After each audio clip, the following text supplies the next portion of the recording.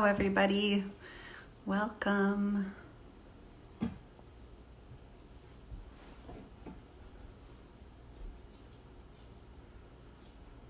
Hello, everyone. Welcome to Instagram Live at 7:30 on Thursday evening. Happy to have you here. We're just waiting for our guest, our esteemed guest tonight. Hello, everyone. Welcome. Welcome to Instagram Live Thursday night at 7:30. Happy you've joined us. Thanks for coming. Uh-oh. Just waiting for a guest who may have some technical difficulties.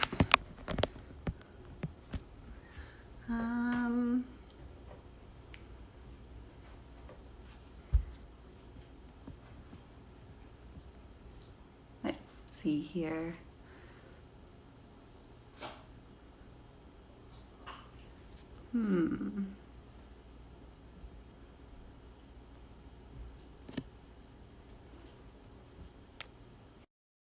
Hello, everyone. Welcome. We're just waiting for our guest who may be having technical difficulties, but we're going to roll with it and see how we do. Karen, you're just sideways. There you go.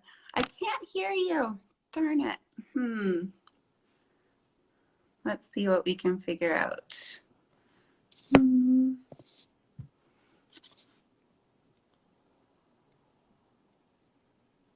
Everyone, this is Karen. You can't hear her right now, but she is our esteemed guest this evening, and hopefully we'll be able to get some sound going.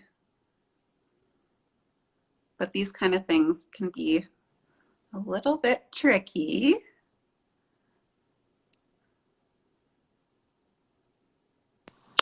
Oh, Karen? I can hear you, I think. Oh, hello? I can hear, I can hear you. Can you hear me? You can hear me? Yeah. Okay, one sec.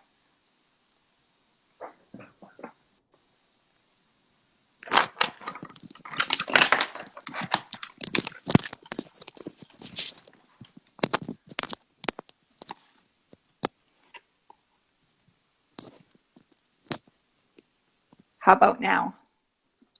It's perfect. I'm so Yay! glad. It wouldn't be Yeah. the first time. So do you do Oh, it just straight on like this? straight on. You're live. We're here. Yay! There. So welcome, Karen, and welcome everyone to Catholic Family Services Instagram Live Thursday night. We're so thrilled this evening because Karen Young is the president and CEO of United Way, Calgary and area, and she has agreed to join us to chat about what United Way is doing, how she's doing.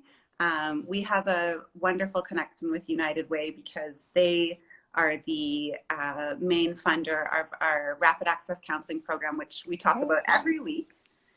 And so we're going to use this platform of Instagram Live to connect with people every week and talk about issues that are important to the community and have wonderful guests like Karen on. And so, Karen, thank you so much for coming. How are you doing? I'm doing great now that I figured out how to use Instagram Live. Yes. I even had my 21-year-old helping me, but we still had technical difficulties. It's totally okay. Yeah. It has happened several times, and as we sort of get used to, it's new for me as well. Although I've become maybe the resident expert after 2.5 months or something like that. That's great. Um, Maybe you have a 21-year-old. I do. And so, what are things Yeah. like in your home lately? Well, once the state of emergency was called on March 15th, we really buckled down to work remotely. So all of a sudden, I had new work colleagues. So my daughter and my Sheltie colleague became my new workmates.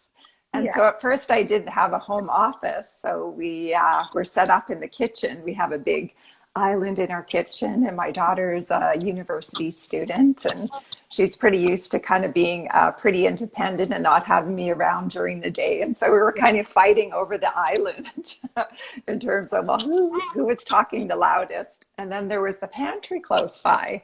So, we were always kind of tempted to get a lot of snacks. Oh, So then I thought I'd better order an office. So I just got my new office set up at home.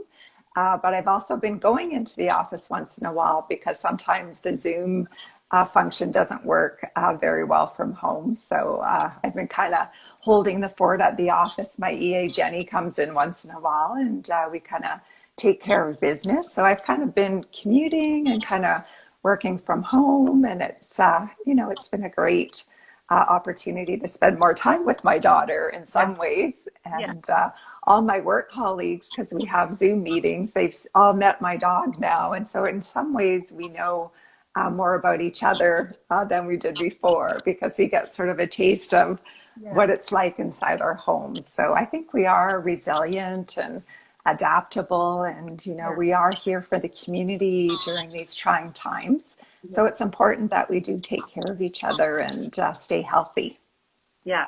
Has Yeah. there, I have to admit, when you said there was the pantry, I thought you were going to say you were tempted to set up an office in the pantry.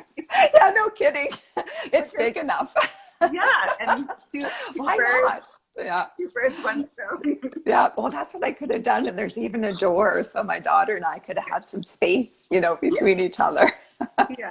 I remember the early Um, days very well yeah.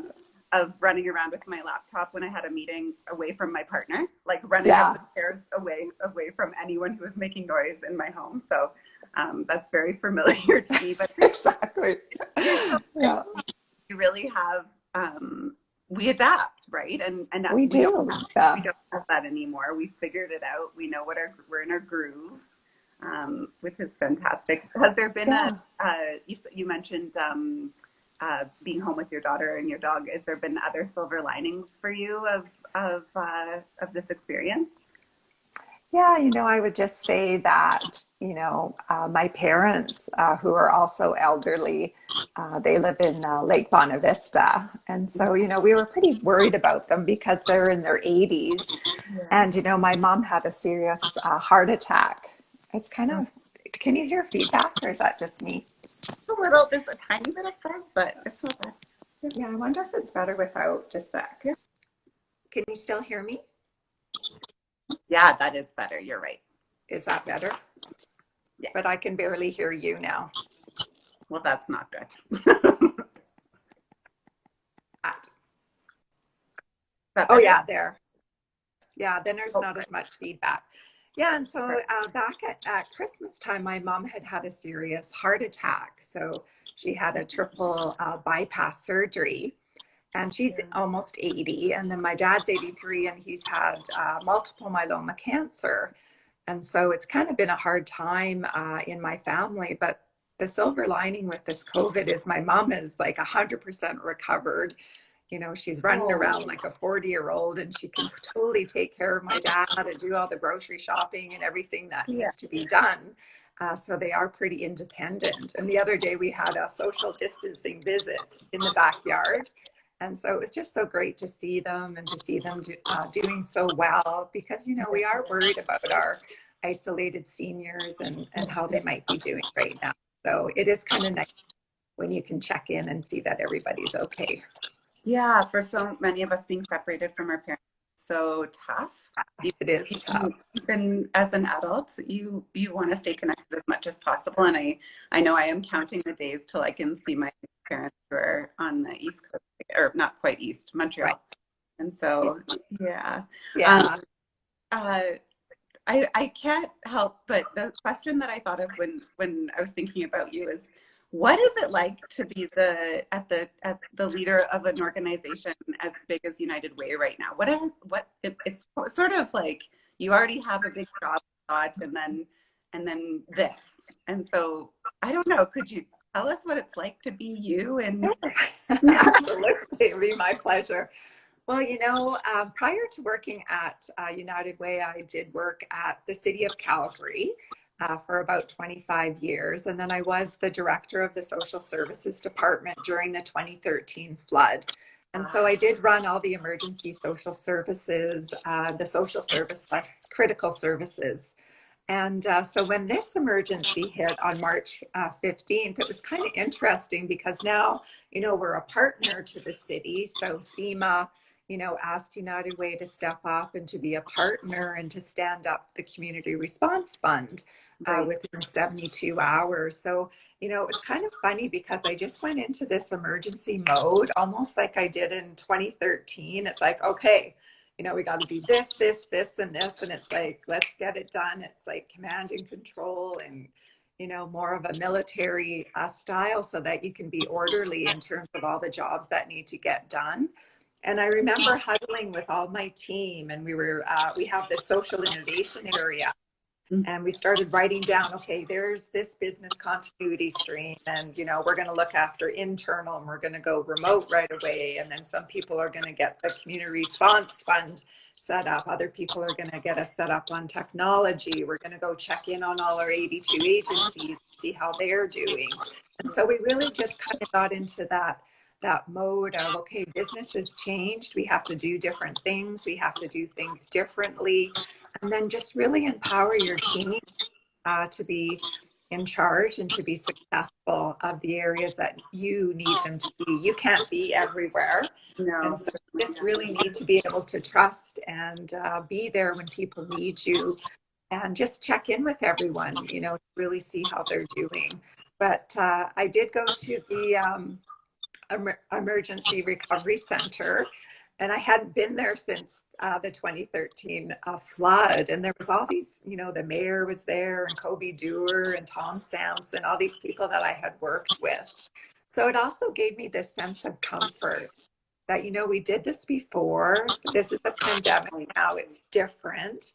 United Way is a partner. We've got 82 agencies behind us, and that together, we're going to be able to do it. And, the mayor and Tom Sampson and I took this picture of us social distancing, with our arms apart, saying, okay, even though we're apart, we're together and we're going to be able to get through this. We've done it before and we can do it again.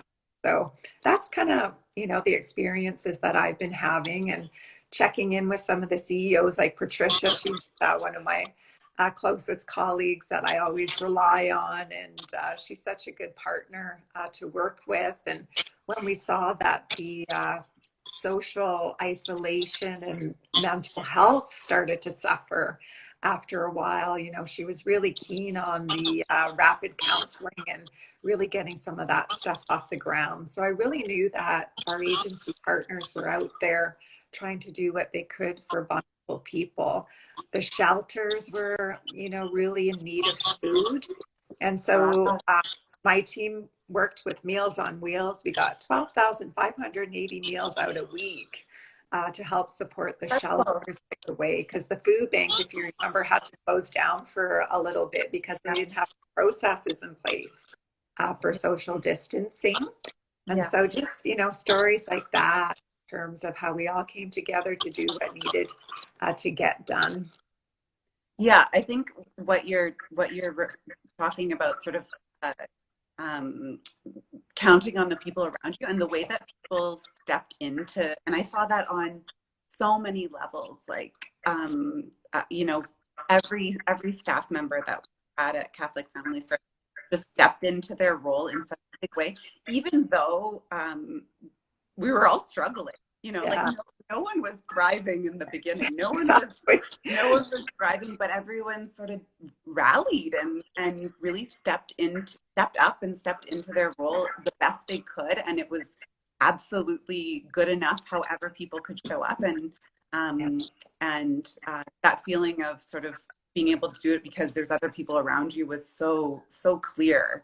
And I felt that through the city, actually, not just sort of at our organization. Yeah, there is. Maybe it's funny because the flood was the year after I moved here from Ontario, and I definitely got that feeling then. And so there is something about the spirit of the community here that we step into challenge and rise above and that kind of, and so it's quite nice to feel like you have those people at the top that you can count on Yeah, I and always think about it like a mindset, just this sort of mindset, that we have in Calgary. We had the flood and then we kind of went into this economic downturn and oil and gas has crashed and then the pandemic. But we're kind of like this get her done, we take care of each other kind of city. And it really does come through. It's really hard to describe, but it's almost like our culture, in terms of being out in the West and being able to get through challenges and being that voice of hope and optimism and not getting discouraged. yeah.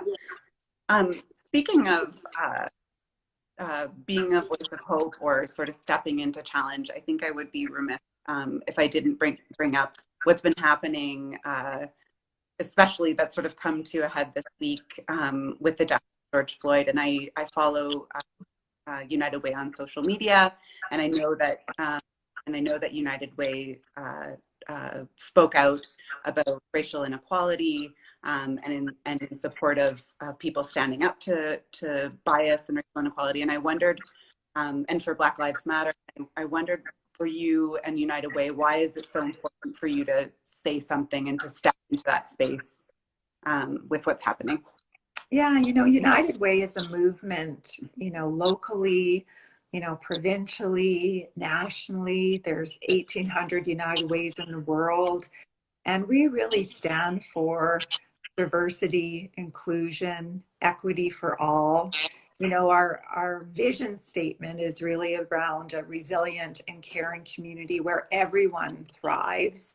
And we really don't want to leave anyone behind. So we really don't stand for racism at all. The Black Lives Matter movement is so important right now in terms of what those individuals are going through. And I also seek to learn and to listen and to understand. I don't know exactly what that feels like, as a person, but I can certainly, through the work that I'm doing through my organization, try to allow people to have the voice, that they need and try to help be a voice for vulnerable people when they're not able to have a voice. Because we really want to have a community, here in Calgary, around the world, where everyone feels like that they belong, and that whole feeling of I belong, is really important. And it's kind of in my DNA. I mean, in my early days, I was the manager of the Village Square Leisure Center, Oh, you know, wow. up, yeah, so it was one of my favorite jobs, Yeah, to be honest. yeah, And it was kind of an interesting job because there was a lot of diversity there at the time. And yeah, a lot of people weren't really using the facility, the way that they could be. And so we did a lot of work getting to know the community, getting to reach out to the Sikh community and going to the Sikh temple and really getting to meet, everyone from the community. And I learned a lot about what would make it more accessible for people so they felt like that it was their facility.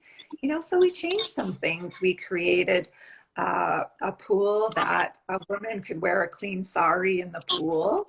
And we also darkened the windows so that people couldn't look into the pool, so people would, feel safe. And some of those policies actually became written up in a magazine called Aqua around the world. And so wow. we were, changing the world back then in Yeah, terms of a more equity community where everyone fits and belongs. And here we are in 2020, still standing, still fighting for these causes. And then the use of social media, how, everything gets noticed, yeah, So this work is more important than ever because people with the COVID situation were feeling very isolated. yeah, We may be feeling like we don't belong. yeah, And so if we can really help support this movement that's going on by being inclusive and understanding and listening and becoming more culturally competent yeah. in our quest for this resilient community, that's what United Way and, my staff and I stand for. Yeah, I think the United Way as a leader. I see them sort of as a, when you work for a nonprofit, or I've worked for several in the city, United Way is really a leader, and you fund programs generously, and you fund important things like that social inclusion work you talked about. And I think when United Way makes a statement like that, it sort of sets a tone for organizations like Catholic Family Service and all kinds Yeah. of other organizations to sort of say, we really care about this too. We need to address it ourselves and in our organizations, and how can we do that? I think it starts conversations that are incredibly important to those of us who work in community, and to community members themselves who definitely want to be included in programs and services that are meant for them, and that's so critical. Um, yeah, so I thought that was very powerful. Um, Yeah, I mean, and I reach out to other leaders too. Like there is the CEO of Center for Newcomers, Anila, and she's just a great community leader. And her and I were talking the other day, and we were talking about the work that she's doing along with uh, Action Dignity, and how they're really on the ground, with the ethnocultural community, and really know, where the gaps are and where the issues are. And, they've really been working collaboratively through COVID-19. They've already got like 624 hampers out. They got over 123 out to the Brooks area.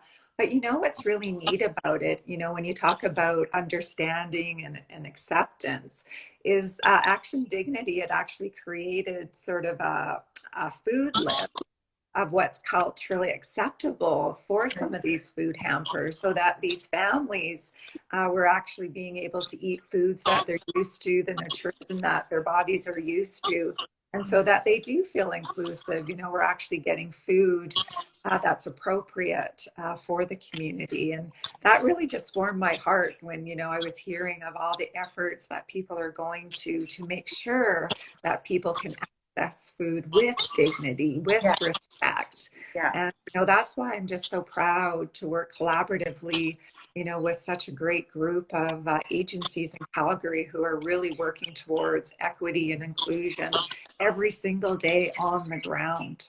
Yeah. Action Dignity, I'm glad you brought them up.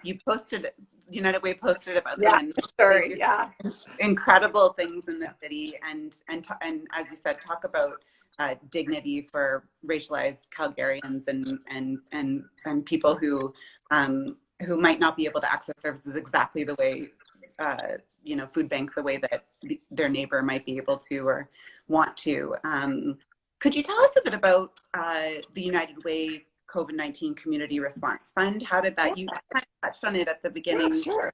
Yeah. I'm really proud of the team and our partners, because, like I said, we did stand up that fund within 72 hours, and it was really to provide immediate relief and critical response to issues on the ground. So things like, food, uh, shelter, technology, all the basic needs that people might need. And then things like, at first, janitorial supplies or personal protective equipment. People just didn't have access to those kinds of materials. So we were able to get this money out the door right away. And I'm really proud to say that we've already got, in since March 10th, $4.6 million out the door. We've actually funded over 146 agencies, and we've also raised over $5 million. And so corporate Calgary, coming together, foundations, some of our donors, we had one donor family who actually got 9 other donor families together, raised $1 million, and then used that as a match, Yeah. to incent others. And so people were just coming together. They knew that United Way would know where the issues are. And then we partnered with the city, FEMA, The Calgary Foundation brought $1 million to the table. The Calgary Health Trust, Mike Meldrum wanted to be a part of it. The Calgary Homeless Foundation. So we've been working as the Stewardship Alliance every Thursday, adjudicating the applications and then getting money out the door that week. So every week, a new round, 5 to 600,000, has been Wow, going out the door. So. that's And wouldn't incredible. it be neat? Yeah, wouldn't it be neat if we could keep working that way? Like, so I was talking to some leaders, like Eva Friesen and Melanie Helsker from the city. Like, what did we learn about how quickly we could mobilize Yes, and then work together to know what those collective priorities are and then get that money out? yes, And then the agencies are delivering on the ground. And so we thought, what did we learn that we could take into recovery when we're building back better? What is that going to look like? And so we've really been trying to learn a lot, as we go through this pandemic together. But I'm just really proud of Calgarians and how they've stepped up and how we're really helping our most vulnerable when they need it. Like we got 500 Chromebooks out to high school kids with the Calgary Catholic School Board and the Calgary Board of Education so that they could access the technology they needed, with their families to yes, actually complete high school, or if their families were trying to work on employment or whatever those yes, technology needs were. yes, We were really on the ground, or even to access the mental health supports. When you've gone virtual, like your rapid access counseling, people need that technology yes. in order to access that. Yeah, absolutely. It's so interesting you talk about how the things that you want to keep and how quickly people can Yeah, mobilize themselves to make change when they have to or when they have to adapt. And those have been some of the things I've been thinking about as well. I love it always seems like I used to work in the shelter system, and it always seems like yeah, there are never enough laptops. But then when that's right. like when this comes up, there are enough laptops, and just who do we need to talk to, and who knows someone, and how to connect the right people to get the right things to people who need them, and how do we keep those connections going, and as you said, Going, yeah, in the long term, because yeah, we've made them because we've had to. um, that's right. Yeah, you really are thinking of working in new ways. You create all these new partnerships. Like we have this group named Rockify that is out there, with secondhand technology, and they're like getting it out to families and repurposing it, and they're partnering with us. And any money that they make is going back to United Way, which then goes back out to our agencies. And so even working with entrepreneurs and small business, like Fresh Roots and Lourdes Juan, and the work that her team does to get food out to our neighborhoods and to make sure it's good quality food. Like there's just so much energy, all the way through corporate, all the way to that local entrepreneur, wanting to make a difference.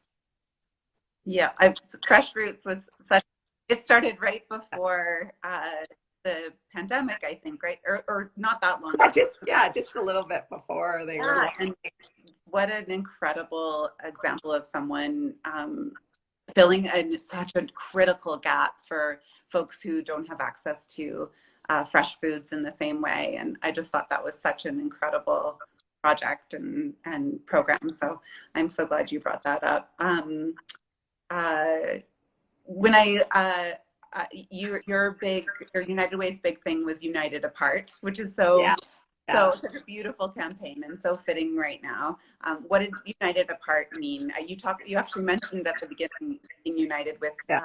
the mayor and other sort of key people, but what did it mean to United Way to be united apart over the past few months? Yeah. So, how we talked before about those feelings that you get when you're isolated and you don't have that sense of belonging or that sense of connection. We wanted to do a campaign that shows even though, we're physical distancing, it doesn't mean we have to be disconnected socially. And we really can come together as a community, even though we're physical distancing. So the idea of being united apart, you can still do acts of kindness in your own community. You could still, put something in your window to demonstrate that you're there if somebody needed you, or you could still reach out to the senior, down the street, kind of check in from a distance, to see how they're doing. We can still be compassionate, kind, and caring, even though we are going through the distancing measures with the pandemic. And so we were trying to be, hopeful with people that, what, Calgary, we are united, even though we're not doing things the same as we always did. And we just wanted to inspire people to look around, check in, like, have you called your friend? Have you called your mom? Like, just make sure that you are checking into with people to make sure they're okay. And then we wanted people to feel inspired to support our community response fund, because we really wanted to make sure those immediate needs were being taken care of in the short term. And so that campaign was really to help us kind of through leadership crisis and how we were coming together as a city to take care of each other. Yeah, there is a sense of, or there was for sure early on, that sense of helplessness of how do I feel so stuck. I feel like I can't help in the ways that many people volunteer in, and they're volunteering in one-to-one with other people or animals or whatever. So I think people felt really stuck in the beginning, and those things we do, participating in our community, giving back, volunteering, being with friends and family. That's part of what makes us feel well and helps and gives our life meaning. Yeah, like I really love recreation. That was my first passion before I moved over to United Way. And so that idea of wellness, that whole body, mind, spirit, this crisis that we've gone to has been, a physical health crisis.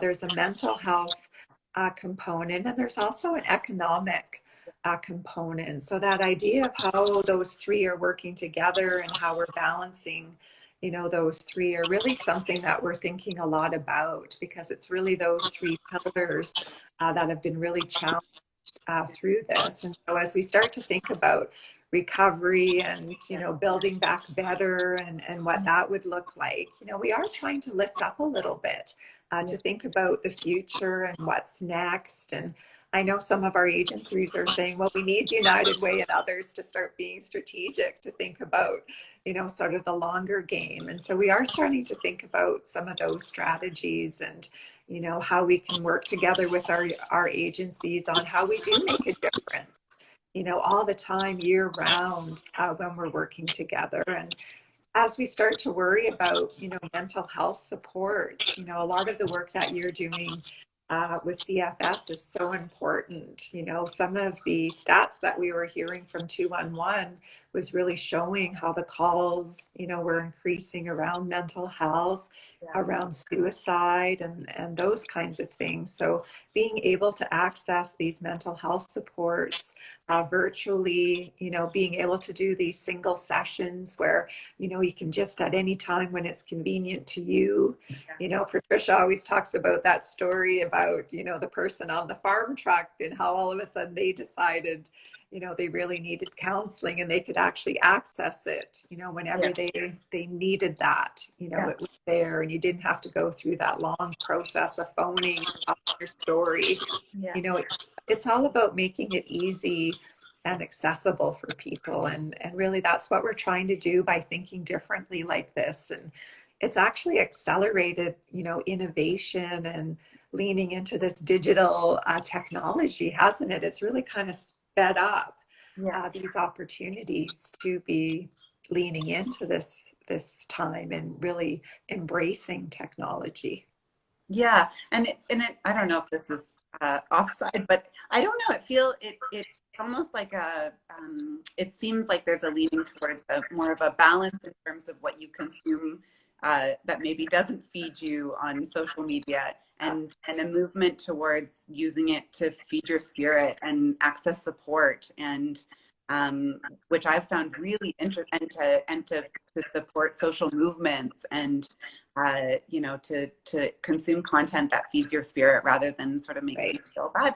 And people want to build themselves back up. They want to get into They want that. Even my daughter, who doesn't usually do things like this, but she's been listening like to different podcasts, and she's just really trying to keep herself motivated and positive. And it's just inspiring to see our young people who are going to be leading our city in the future, really trying to take care of themselves and to be part of the solution.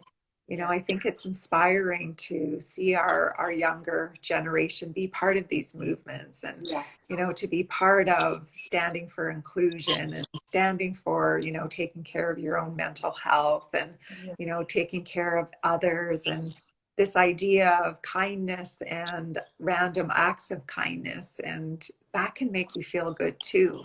Just helping others can give you that endorphins that you need to also feel good yourself. Yeah, I love that, because I think you're absolutely right. There's a hopefulness about the way that young people are growing up in terms of um, sort of breaking down past stigmas around mental health and diversity and inclusion, as you said, and it's strangely a strange time to be alive and an exciting time. It's sort of it's a mixed bag.